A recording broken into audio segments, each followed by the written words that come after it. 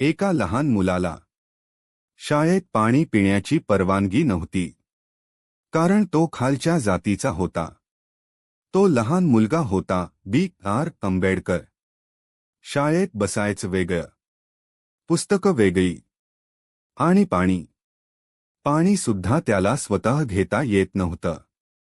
जर प्यायचं असेल तर वरच्या जातीचा कोणी येऊन त्याच्या हातात पाणी ओतायचा.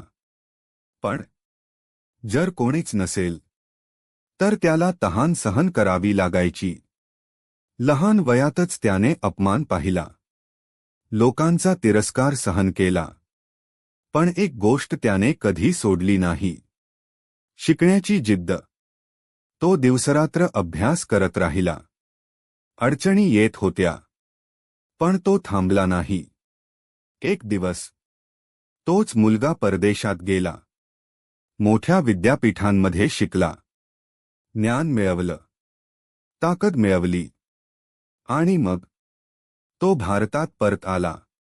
ज्याला पाणी पिण्याचा हक्क नव्हता, तोच माणूस पुढे जाऊन भारताचा संविधान लिहितो. हो, B.R. आंबेडकर.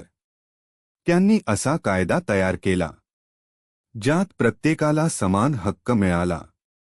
जात, धर्म, श्रीमंती काहीही असो.